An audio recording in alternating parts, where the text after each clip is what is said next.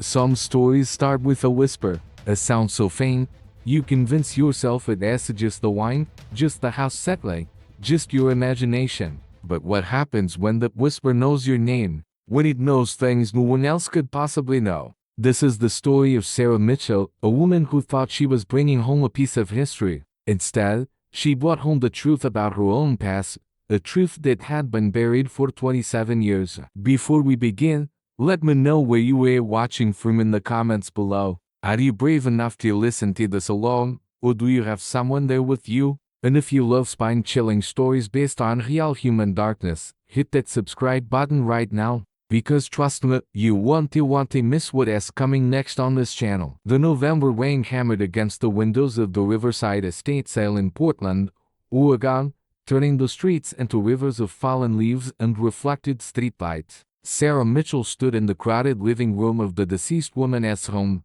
her auburn hair dampened from the dash between her car and the front door, her green eyes scanning the tables of items that represented an entire life being liquidated. At 32, Sarah had become somewhat of an expert at estate sales. As an interior designer specializing in vintage aesthetic, she learned the spot quality beneath decades of dust. But today felt different. The air in the house was heavy, thick with the smell of old paper and something else, something she called in take it place. Mothballs, maybe, or decay. Everything must go by 6, announced Marjorie, the estate sale coordinator, a stout woman in her 60s with wedding glasses hanging from a beaded chain. The family wants the house cleared before the new owners take possession next week. Sarah nodded absently, her attention caught by something in the corner of what had been a child's bedroom. Amidst stuffed animals that had faded to gray in books with cracked spines, there sat a porcelain doll. But this wasn't just any doll.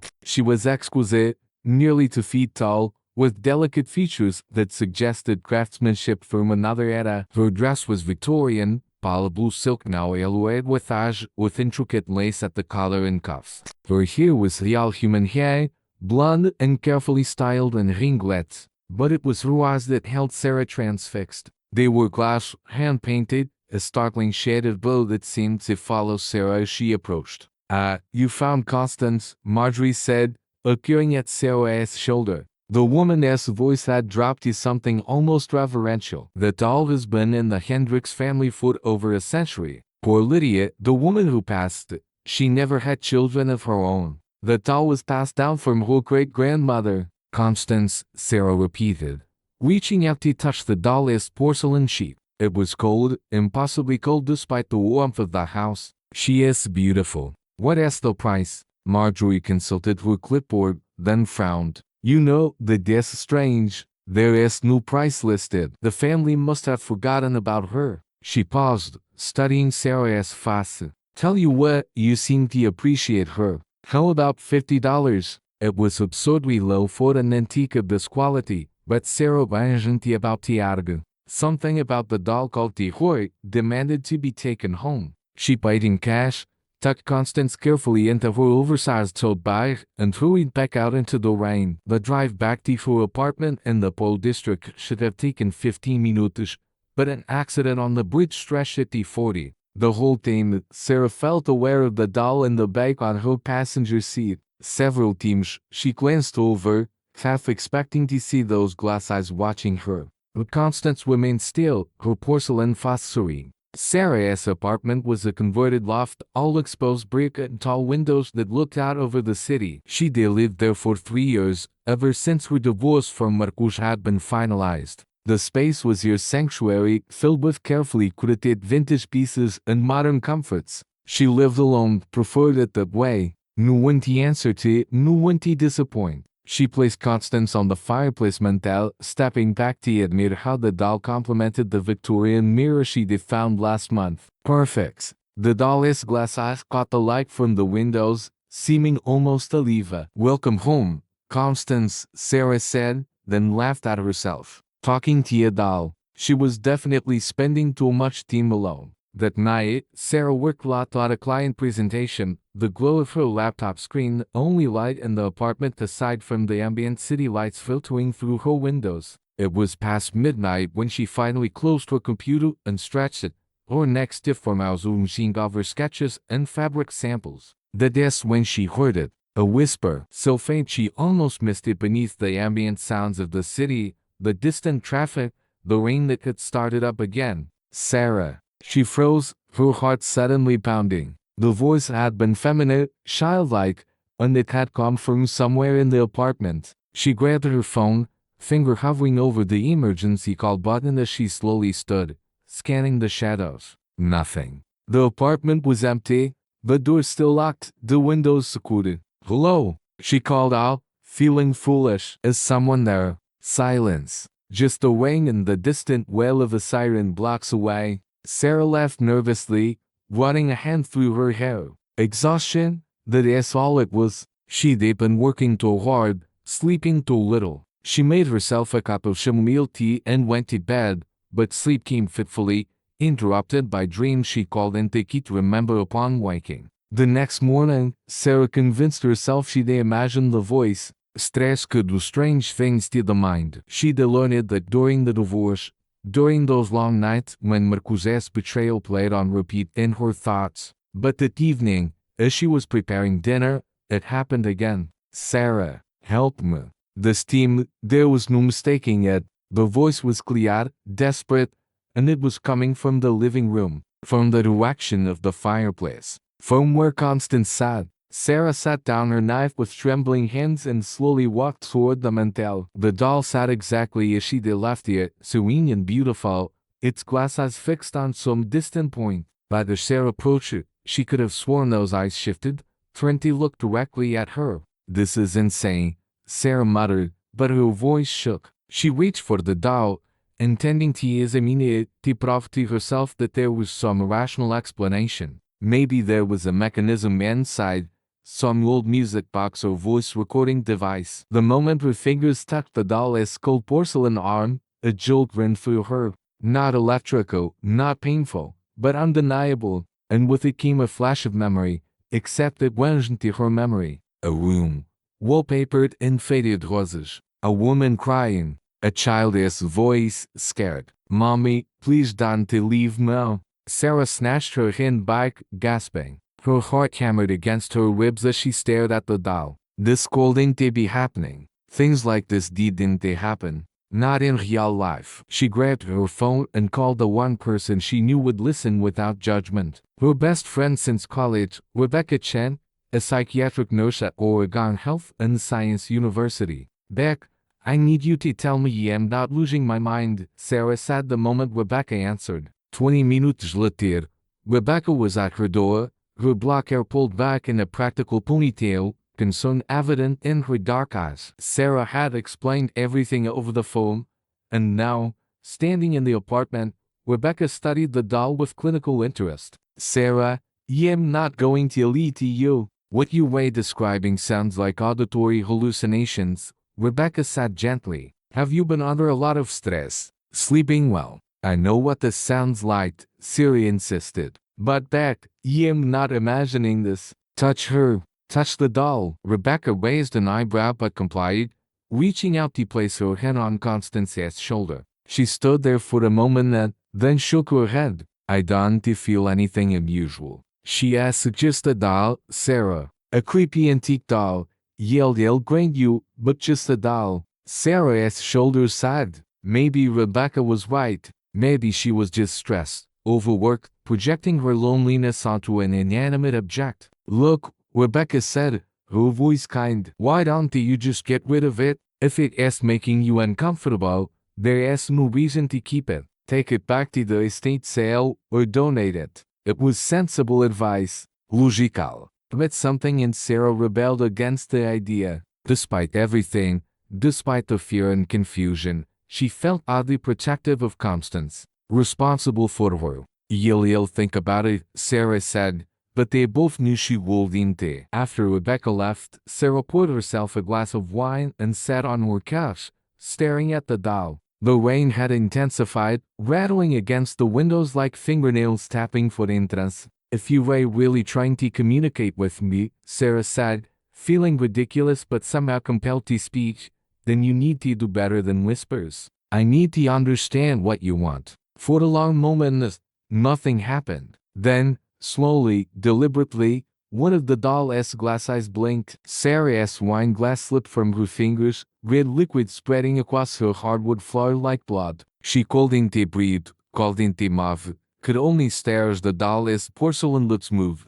And this time, the voice was unmistakable, clear as day. Find Emily Hendricks. She is running out of time. The rational part of Sarah's brain was screaming at her to run, to call the police, to do anything but stay in this apartment with this impossible thing. But another part of her, the part that had always been drawn to mysteries, to solving problems, was already racing ahead. Emily Hendricks. The name was familiar. Hendricks was the surname of the woman whose estate sale Sarah had attended. Lydia Hendricks. But who was Emily? Sarah grabbed her laptop, her hands still shaking, and began to search. Social media, public records, anything that might connect the name Emily Hendricks to the doll, to the estate, to whatever was happening. It took 2 hours of searching, but she finally found something. A missing person caso from 1998.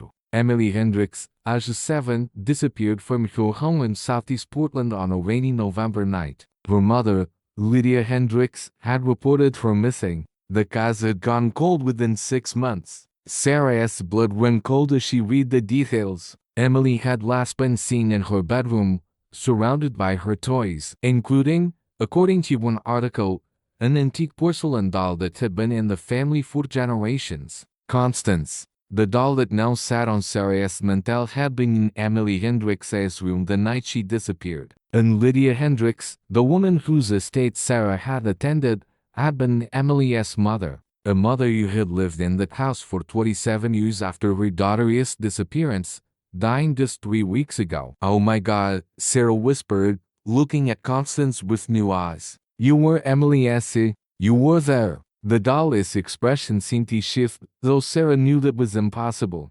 Porcelain didn't change, but there was something different about the way the shadows fell across her face, something that looked almost like relief. Sarah spent that night researching, printing out articles, mapping out the timeline of Emily's disappearance. The more she read, the more disturbing the picture became. Lydia Hendricks had been a single mother, Emily's father having died in a car accident when Emily was just a baby. Neighbors described Lydia as devoted but increasingly unstable in the years after her husband's death. There had been concerns, whispers that Child Protective Services had been called more than once, though nothing had ever come of it. The night Emily disappeared, Lydia had claimed she'd put her daughter to bed at 8 o'clock and found her gone when she checked on her at midnight. The bedroom window had been unlocked, leading police to theorize that Emily had either run away or been abducted. But there had been no signs of forced entry, no evidence of anyone else being in the house. The case had consumed the Portland media for months, then faded as leads dried up. Emily Hendricks became another name on a list of missing children, another cold case filled in a drawer somewhere. As dawn broke over Portland, painting the sky in shades of gray and pink, Sarah sat back in her chair, exhausted but electrified. If the doll was trying to communicate, if this wasn't some elaborate hallucination or breakdown, then maybe it held the key to what happened to Emily. Tell me, Sarah said to Constance, her voice hoarse from hours of silence. Tell me what happened to Emily. This time, when the visions came, Sarah was ready for them. She closed her eyes and let the images wash over her, felt herself being pulled into memories that went into her own. A child's bedroom, warm and cozy despite the rain beating against the window. Emily Hendricks, a small girl with blonde hair and blue eyes, remarkably similar to Constance, sat on her bed in her nightgown, clutching the doll. She was crying softly. I don't want to go to sleep, Emily whispered to Constance. When I sleep, I have bad dreams. And Mommy has been acting strange again. Footsteps in the hallway. Emily quickly laid down, pulling her covers up to her chin, but keeping Constance close. The door opened and Lydia Hendricks entered. Sarah could see her clearly now through the memory. A woman in her early 30s, thin to the point of gauntness, her blonde hair unwashed and hanging limply around her face. But it was her eyes that were most disturbing. Wide, unfocused, glazed with something that looked like fever. Team for your medicine, sweetheart, Lydia said, her voice in song but wrong somehow, like a music box slowly winding down. I don't want medicine, mommy. I am not sick. The medicine helps you sleep. No bad dreams with the medicine. Come on, Emily. Be a good girl. Emily reluctantly sat up, and Lydia handed her a small cup of liquid. Sarah watched, horror growing, as Emily drank it, her small faces cruising at the taste. That's my good girl, Lydia cried, taking the cup back. Now sleep. Sleep and don't you wake up. Don't you wake up. The words echoed strangely, and Sarah realized with growing dread what she was seeing. The vision shifted, jumping forward. Emily was asleep now, but her breathing was warm, too shallow, too slow. Constance had fallen to the floor beside the bed, and Lydia Hendricks sat in a chair in the corner of the room, watching her daughter with those empty, glazed eyes. Hours passed in seconds. Emily's breathing grew shallower still, then stopped altogether, and Lydia just sat there, watching, waiting. When morning came, gray and cold, Lydia finally moved. She checked for a pulse that Sarah knew she wouldn't find. Then, with careful, methodical movements, she wrapped Emily in her bedsheets and carried her from the room. The vision ended abruptly, and Sarah found herself gasping on her couch, tears streaming down her face. She understood now. Lydia Hendricks hadn't just lost her daughter. They killed her. An overdose of sleeping medication, whether accidental or intentional, Sarah couldn't tell. But the result was the same. And then Lydia had hidden the body, staged the disappearance, and lived with its secret for 27 years. Where? Sarah asked Constance, her voice breaking. Where did she put Emily? But the doll remained silent. Whatever power had allowed her to communicate seemed exhausted. Sarah sat there as the morning light grew stronger, trying to decide what to do with this impossible knowledge. She called in to go to the police. They'd think she was insane. A doll told me about a 27-year-old murder. She'd be lucky if they didn't have her committed. But she called in to do nothing, either. Emily Hendricks deserved to be found, to be laid to rest properly. And if there was even a chance that Sarah could give her that, she had to try. The decision made, Sarah grabbed her keys and her phone. She would go back to the house, to the scene of the crime. If Emily's body was hidden there, Sarah would find it. The drive to Southeast Portland felt surreal in the morning light. The rain had stopped, leaving the streets washed clean and glittering. Sarah pulled up to the address she'd found in the old news articles, a modest craftsman-style house on a tree-lined street. It looked peaceful, ordinary, the kind of place where families lived and children played. A sold sign stood in the front yard, and Sarah could see through the windows that the house had been completely cleared. The new owners waiting to set to take possession for a few more days, which meant the house should be empty. Sarah knew she was trespassing. She knew this was possibly illegal and definitely dangerous. But she thought of that little girl, crying as she clutched her doll, and she got out of the car. The back door was locked, but the window next to it had a broken latch, something Sarah noticed with the practiced eye of someone who'd been in hundreds of old houses. She pushed it open and climbed through, finding herself in what had once been a kitchen. The house felt dead, not haunted, not scary, just empty. A house that had once contained life and now contained only absence. Sarah moved through the room slowly, searching for anything that might give her a clue. The floorboards creaked under her feet, the sound too loud in the silence. She found Emily's old bedroom easily. It was painted white now, any trace of the rose wallpaper from the vision long since covered over. But the dimensions were right, and when Sarah stood in the doorway, she could almost see it as it had been that night. The bed where Emily had taken her last breath. The chair where Lydia had kept her terrible vigil. Sarah knelt down, running her hands over the floorboards. They were original hardwood, scarred and worn by a century of use. She pressed on them, testing for loose boards, for any sign that they might have been disturbed. Nothing. She checked the closet, tapping on walls, looking for hollow spaces. The bathroom attached to the bedroom, the hallway outside. Hours passed as Sarah searched, and with each empty space, her hope dimmed. Maybe she really was losing her mind. Maybe Rebecca had been right, and the stress had finally broken something in her psyche. Maybe she was trespassing in a dead woman's home, following the instructions of a hallucination. She was about to give up, to leave before the real estate agent or the new owner showed up, when she noticed something in the basement. The house had a partially finished basement common in older Portland homes. One section had been converted into a laundry room, but the rest remained studs and concrete. Sarah had already searched down here once, but something drew her back. A feeling, an intuition. She stood in the middle of the unfinished section,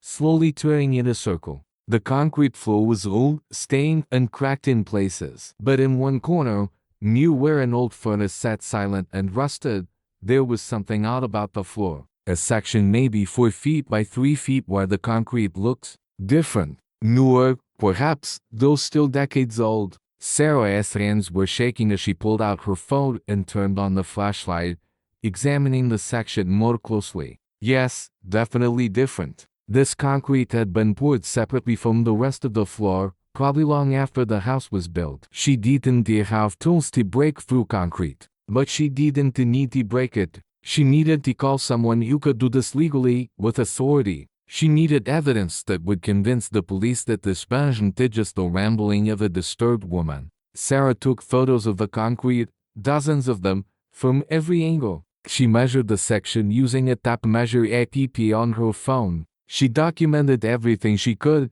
building a casa. But she knew it wouldn't be enough. Photos of old concrete wouldn't convince anyone to dig up a basement floor. She needed something more, something tangible. That's when she remembered the doll. Sarah drove back to her apartment as fast as she dared, her mind racing. Constance had shown her what happened to Emily. Maybe, just maybe, the doll itself held physical evidence, DNA, fibers, something that could be tested and verified. Back at her loft, Sarah approached the fireplace mantel where Constance sat. In the daylight, the doll looked less eerie, more like what she was, an antique toy from another era. But Sarah knew better now. I found where she is, Sarah told the doll softly. But I need proof. I need something that will make the police listen. She carefully removed Constance's dress, examining every inch of the aged fabric. And there, on the lining of the collar, she found them. Small brown stains, faded by time but still visible.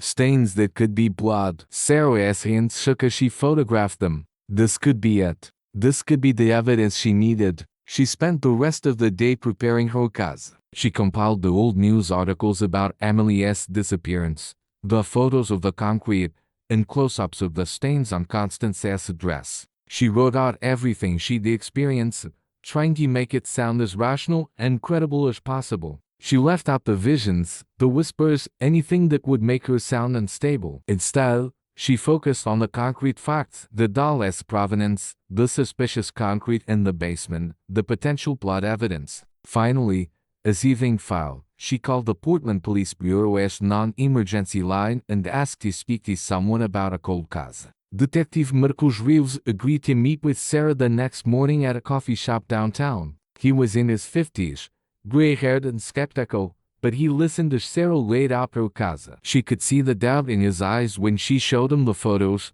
the way he shifted uncomfortably when she mentioned the doll. Miss Mitchell, he said carefully when she'd finished, I appreciate your dedication. But you understand how this looks. You broke into a private property based on a feeling, and now you want us to excavate the basement because you found some old concrete. I know how it sounds, Sarah said, meeting his eyes. But Detective Emily Hendricks disappeared 27 years ago. Her mother just died. If there is even a chance that her body is in that house, don't you owe it to Emily to look? Something in her voice must have reached him because his expression softened slightly. The stains on the doll's dress. You said you'd be willing to turn it over for testing. Yes, absolutely. Detective Reeves sighed, running a hand over his face.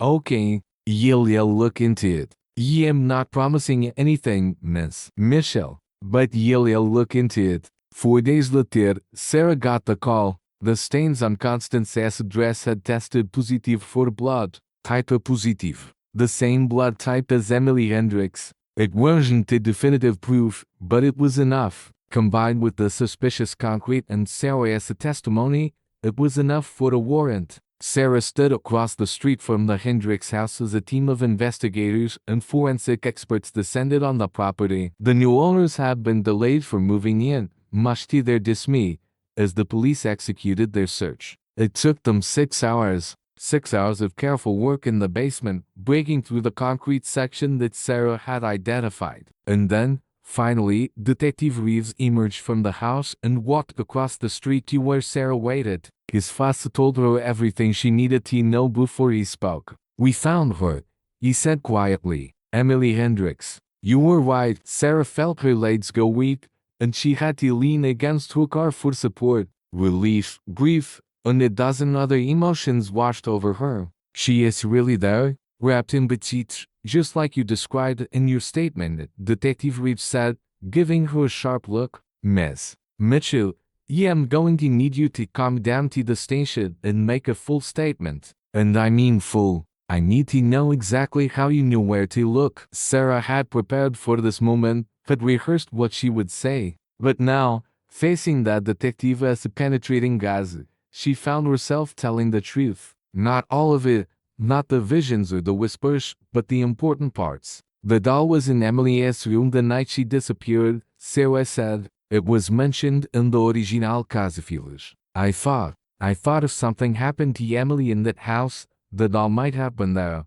might have absorbed something, blood, trace evidence. And I was right. It was the truth, just not all of it. And it was enough." The investigation into Emily Hendricks' death took months to unfold fully. Forensic analysis determined that Emily had died of an overdose of diphenhydramine, a common sleep aid. The levels in her system were far too high for a child her age. Whether Lydia Hendricks had intended to kill her daughter or had simply given her too much in a desperate attempt to silence her crying, no one would ever know. Lydia had taken that secret to her grave. But one piece of evidence that emerged during the investigation shocked everyone. A journal, found among Lydia's possessions at the estate sale, purchased by a buyer and then turned over to police when the case broke. In it, Lydia had written extensively about her guilt, her paranoia, her certainty that Emily's doll was watching her, judging her. "Constance knows what I did." One entry read, "I can feel her eyes following me. Sometimes, I swear I hear her whisper my name. After all these years, she is still there, waiting, watching, making sure I never forget." Sarah read those words in a news article and felt a chill run through her. Lydia had heard the whispers too. For 27 years, Constance had haunted her, a silent witness to an unspeakable crime. The case closed with Emily Hendricks finally laid to rest beside her father in a cemetery in southeast Portland. Her funeral was attended by former neighbors, old classmates who remembered her, and people who had followed her cause over the years. Sarah went too, standing in the back, saying a silent prayer for the little girl she had never met but had somehow helped find. 3 months after Emily's burial, Sarah sat in her apartment, looking at the empty space on Crumentel where Constance had once sat. The doll was in police evidence, likely to remain there for years as the investigation wrapped up. Sarah had asked if she could have Constance back when it was over, and Detective Reeves had given her a look that suggested she might want to reconsider. But Sarah knew she'd take Constance back. The doll had given Emily a voice when she could no longer speak, had refused to let her be forgotten, buried and silent beneath concrete. There was something noble in that, something worth honoring. A knock at her door put Sarah from her thoughts. She opened it to find Rebecca, holding 2 cups of coffee and wearing a concerned expression. "You okay?" Rebecca asked as she came in. "You've been quiet since the funeral." "I've been thinking," Sarah said, accepting the coffee gratefully, "about everything that happened, about how sometimes the truth is stranger than anything we can imagine." Rebecca settled onto the couch, studying her friend's face. "Sarah, can I ask you something? And I want an honest answer." "Of course." "Did the doll really communicate with you, or did you just figure it out, all the evidence and the clues, and your mind found a way to process it?" Sarah thought about how to answer. She thought about the whispers, the visions, the way Constance's eyes had seemed to move. She thought about Lydia's journal, her confession that she thought had heard the doll speak. "I don't know," Sarah said finally, and it was the truth. Maybe I just saw patterns, made connections, and my subconscious dressed it up as something supernatural to make sense of it. Maybe there is a rational explanation for all of it. But you don't believe that, Rebecca said. It wasn't a question. No, Sarah admitted. I don't. I think Constance held on to Emily's memory. I think somehow, in some way we don't understand, she kept that little girl as a story alive until someone could finally hear it. Rebecca nodded slowly. You know what the strangest part is? I believe you. I don't understand it. And it goes against everything I learned in nursing school. But I believe you. They sat in comfortable silence for a while, sipping their coffee and watching the Portland rain begin again outside the windows. Finally, Rebecca spoke. What are you going to do when you get the doll back? Sarah smiled slightly. I am going to give her a place of honor. And I am going to make sure she knows that Emily is at peace now. That her job is done. 6 months later, Detective Reeves called Sarah and told her she could collect Constance from evidence. The case was officially closed. The investigation complete. Lydia Hendricks had been posthumously implicated in the death of her daughter, though she would face no earthly justice for her crime. Sarah drove to the police station and signed the paperwork to reclaim the doll. Detective Reeves brought Constance out personally, the doll carefully wrapped in protective covering. I have to say, Miss Mitchell, Reeves said as he handed over the package, in 30 years on the force, EV never had a case kit like this one. If you hadn't followed your instincts, Emily Hendricks would still be under the basement floor. It wasn't just instincts, Detective, Sarah said softly. Sometimes, the truth is a way of making itself heard, no matter how long it has been buried. Back at her apartment, Sarah unwrapped Constance carefully. The doll looked exactly as she had the day Sarah brought her home from the estate sale, beautiful and eerie and somehow knowing. Sarah placed her back on the mantel, stepping back to admire her. Thank you, Sarah said quietly, for trusting me, for speaking when you couldn't be ignored anymore. Emily is home now. She is at peace. For a long moment, nothing happened. Then, so faint Sarah almost missed it, she felt rather than heard a whisper. Not words, exactly. More like a sigh, a release of breath held for far too long. And when Sarah looked at Constance, the doll's glass eyes seemed different somehow.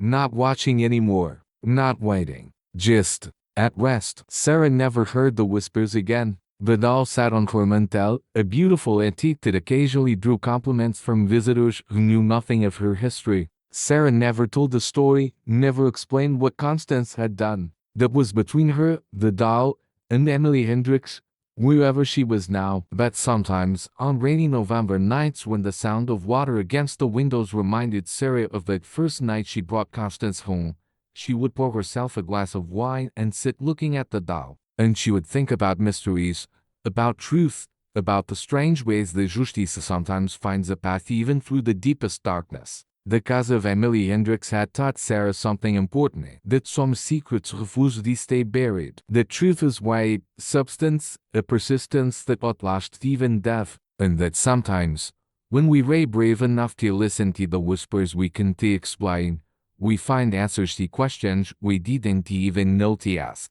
As for Constance, she sits to this day on Sarah Mitchell's mantel, a silent guardian with glass eyes and porcelain skin. To most people who see her, she is just an antique, or relic from another team. But Sarah knows better. She knows that Constance is a testament to a little girl who deserved to be found, a memorial to truth as a stubborn refusal to be silenced. And on particularly quiet nights, when the city settles into sleep and the only sound is the whisper of rain against glass, Sarah swears she can still feel it, that connection to something beyond understanding. Not frightening anymore, but comforting. A reminder that even in our darkest moments, even when we think we are completely alone, there are witnesses. There are those who remember. There are voices that refuse to be silenced. The doll had indeed whispered, but what it had whispered wasn't a ghost story or a supernatural tale. It had whispered the truth. And sometimes, the truth is the most powerful mystery of all.